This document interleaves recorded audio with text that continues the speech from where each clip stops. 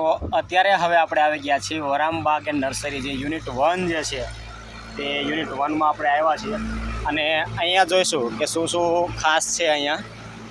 તો અહીંયા જો જે અલગ અલગ શો પીસ જે હોય તમે જોઈ શકો છો, આ બધા શો પીસ છે.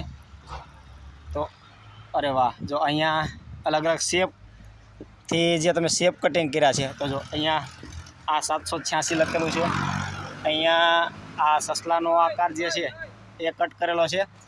અને જો આપણે આ વિઝિટર આવી ગયા છે KRSPમાંથી, અને અહીંયા જો અલગ અલગ જે છે ને આ જો જે ભારતીય મુદ્રામાં જે છે અને આ જે ઇન્ડિયાનો જે નકશો જે બનાવેલો છે.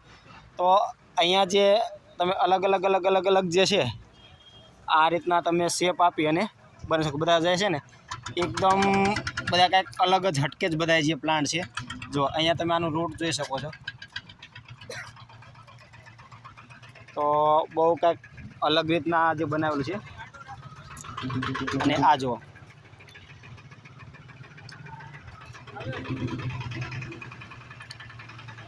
બધા પ્લાન્ટ છે ને કાંઈક નવીન જ જોવા મળે છે. જો આ અલગ અલગ આ ફ્લાવર છે, આ અલગ અલગ શો પીસ છે બધા. અને આ જો આને પાંદડા, અને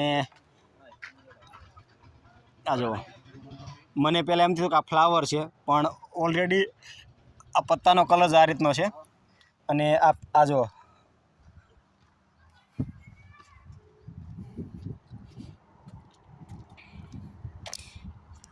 નર્સરીમાં આવી અને ખરીદી કરવાને બદલે છે ને ફોટા પાડવાનું મન વધારે થઈ જાય છે. અહીંયા જુઓ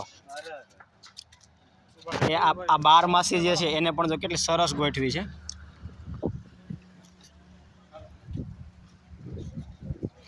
ડિફરન્ટ ટાઈપના ગુલાબ છે.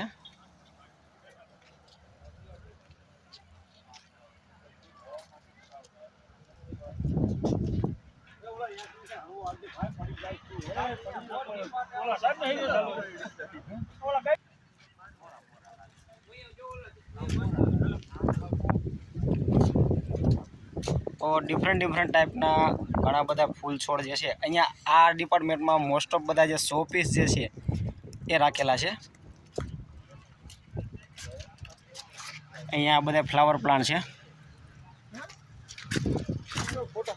આ એક રસુલભાઈ છે, કયો નહીં, એમાં તમારું શું થાય? પેલા બે શબ્દ બોલો.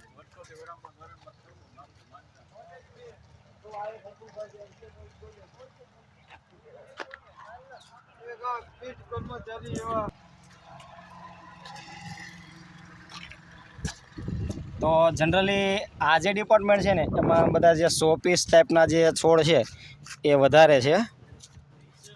બધા ડિફરન્ટ ટાઈપના જે છે અને કંઈક અલગ રીતના જે મેન્ટેન કરેલા છે. તમે જો આ આઈ થિંક વડ છે, તો વડને પણ જો કેવી રીતના મેન્ટેન કર્યો છે.